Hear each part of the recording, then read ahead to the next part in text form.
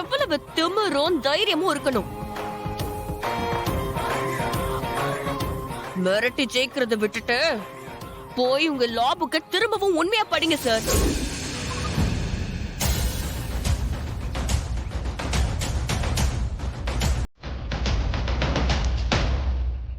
பொண்ணுங்க இல்லையா, அதான் தாக்கி பார்க்கலாம்னு நினைப்பாங்க.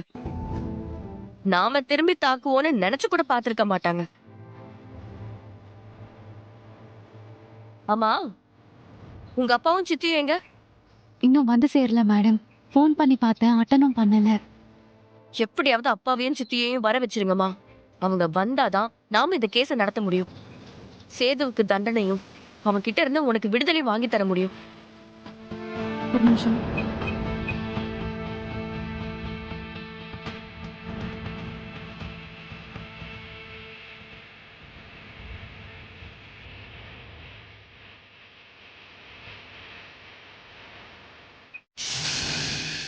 என்னாச்சு? இல்ல, அட்டன் பண்ணல மேடம்.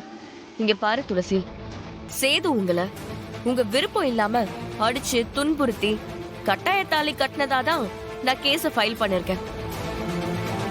அதுக்கு சாட்சி உங்க அப்பாவும் உங்க சித்தியும். அவங்க வரலனா இந்த கேஸ் ஆரம்பத்திலே விழுந்துரும், நிக்காது. எப்படியாவது அவங்கள வர வைங்க.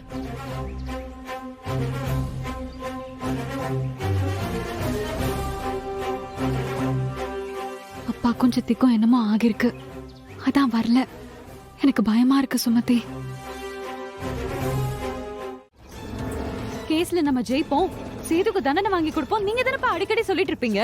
இப்ப என்ன ஆச்சு? உண்மையை கோர்ட்ல சொல்லலன்னா அக்காவோட ஆன்மா சாந்தி அடையாதுப்பா. சுத்திக்கிட்டே இருக்கும். அக்கா ரொம்ப கஷ்டப்படுவாப்பா.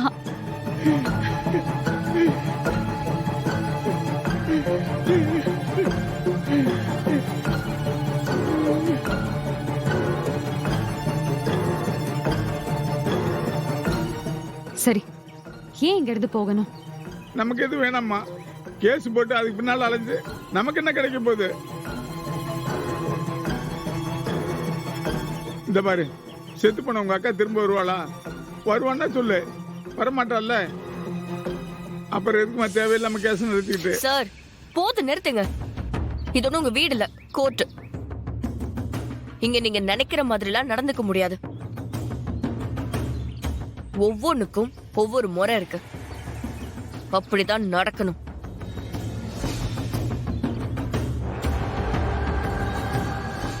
சேது மேல நீங்க தானே கம்ப்ளைண்ட் கொடுத்தீங்க. நீங்க கொடுத்த கம்ப்ளைண்ட்னாலதான் இன்னைக்கு கேஸ் கோர்ட்டுக்கு வந்திருக்கு. அதனால கேஸ் நடக்கும்போது நீங்க உள்ள இருக்கணும்.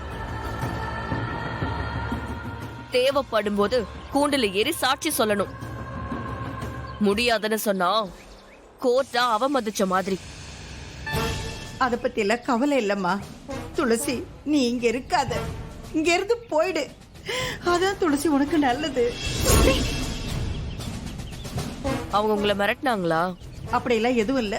நாம இங்க நிக்க வேண்டாம்.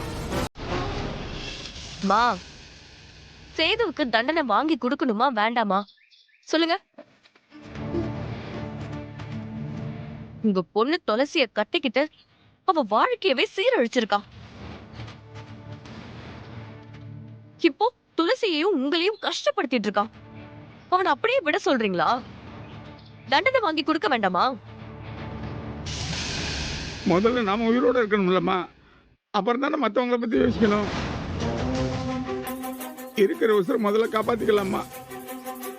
இப்ப என்ன தப்பா நடந்தது? ஏன் இப்படி பயப்படுறீங்க? ஐயோ துளசி, புரிஞ்சுக்க மாட்டேங்கிறியே.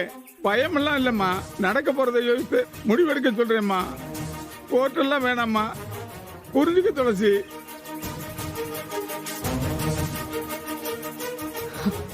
சுமதி, ஒண்ணு மட்டும் எனக்கு தெளிவா புரியுது. அப்பாவையும் சித்தியையும் நல்லா மிரட்டி வச்சிருக்காங்க. இப்ப நான் சொல்ற மாதிரி மட்டும் செய்.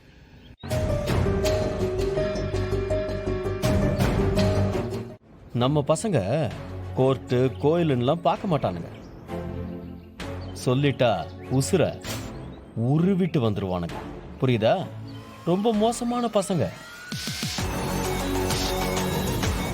உங்க பொண்ணு துளசி உங்களுக்கு உயிரோட வேணும் தானே? வேணும்ப்பா, வேணும்ப்பா. அவளை இது பண்ணிடாதப்பா, அவளை விட்டுருப்பா. ஆமாப்பா சேது, ஏற்கனவே ஒரு பொண்ணை நாங்க இழந்து நிக்கிறோம். இவளாவது நல்லா இருக்கட்டும், விட்டுருப்பா.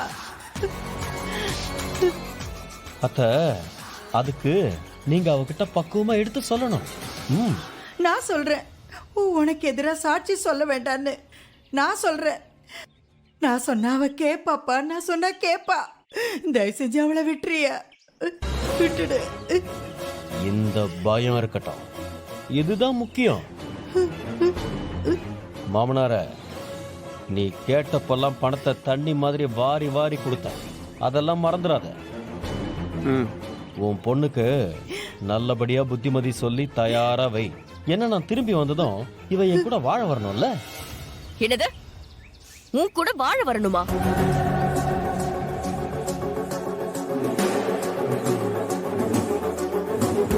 ஒரு பொம்பளை பொண்ணை இப்படி பப்ளிக்கா பயமுறுத்துறதும் மிரட்டுறதும் அடிப்பணிய வைக்க முயற்சி பண்றதும் எவ்வளவு பெரிய குற்றம் தெரியுமா?